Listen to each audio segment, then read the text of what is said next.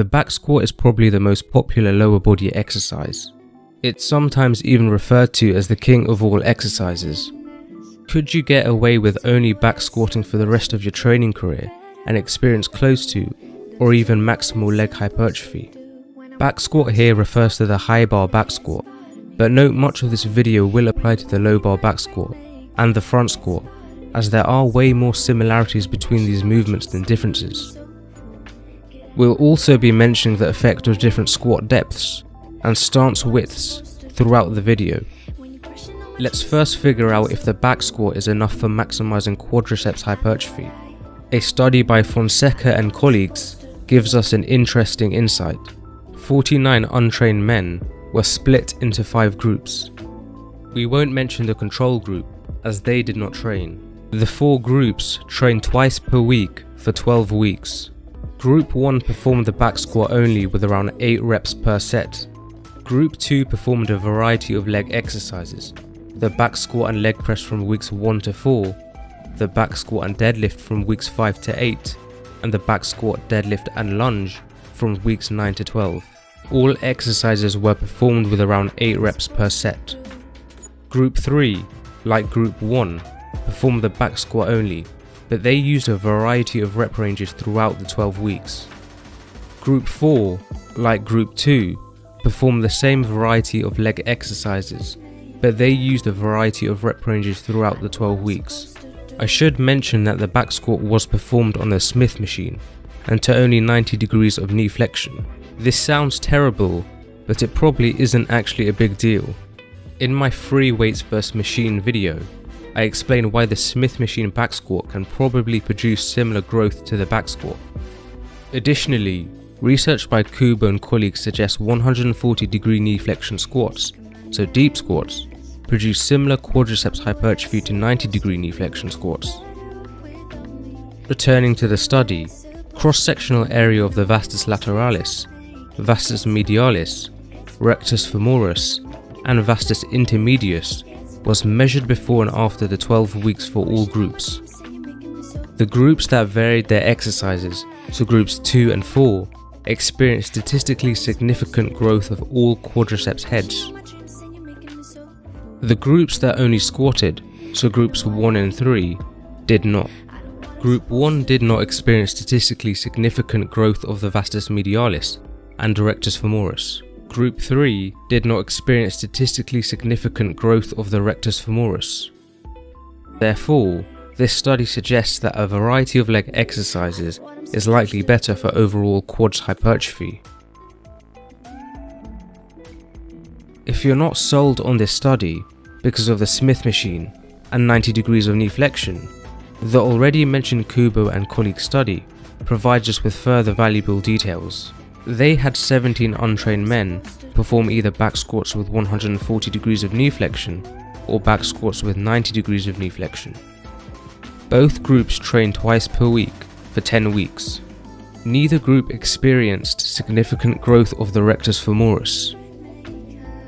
The rectus femoris is the main muscle of the quadriceps that is poorly trained with the squat.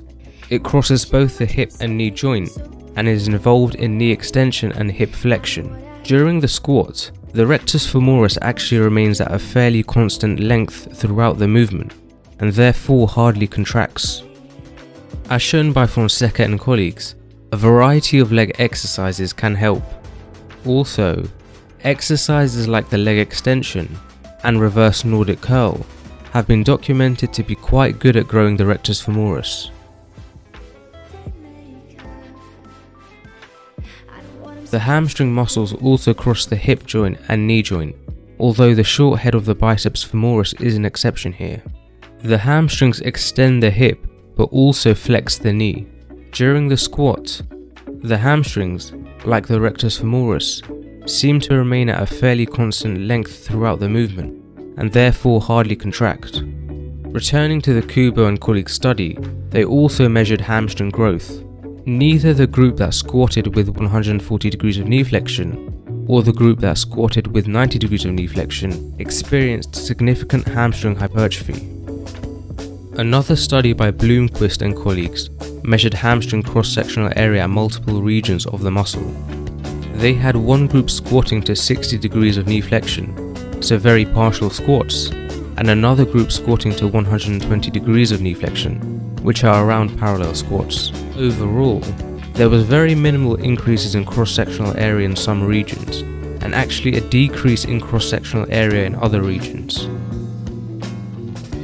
Therefore, dedicated hamstring exercises are very much necessary. In the Kubo and colleague study, gluteus maximus volume was also measured. They found that the group that squatted with 90 degrees of knee flexion experienced minimal gluteus maximus hypertrophy, but the group that squatted with 140 degrees of knee flexion experienced substantial gluteus maximus hypertrophy. Therefore, with around shoulder width stances, deeper squats seem to be important for growing the gluteus maximus. If with a shoulder width stance, your anatomy does not allow you to comfortably squat deep, wider stance squats might be favourable for gluteus maximus development. EMG research has suggested wider squat stances induce relatively high gluteus maximus electrical activity. So, does this mean the squat can be enough for glute hypertrophy? It's probably still a good idea to involve other hip extension exercises, such as deadlift variations or hip thrust variations. These are probably useful to target regions of the glutes the squat may understimulate.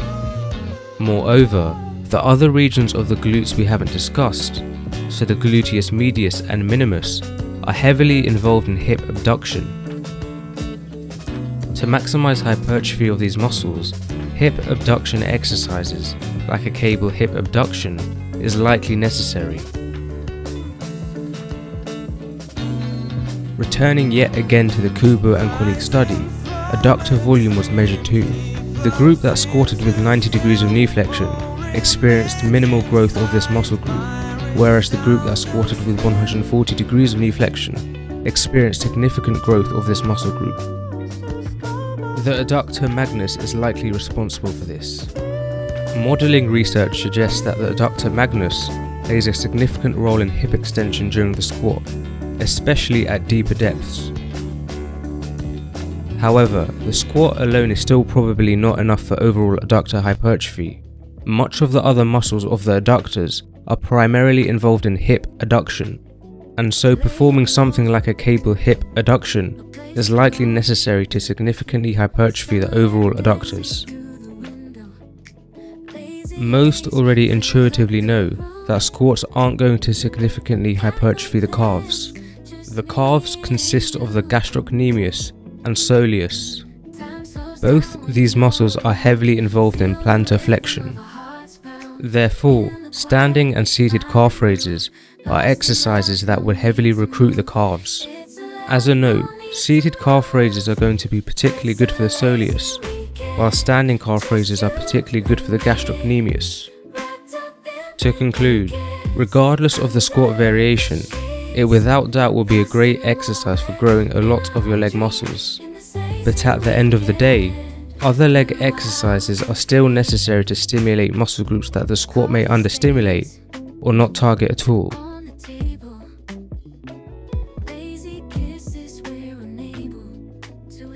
This cozy bubble where we're lost in each other's trouble.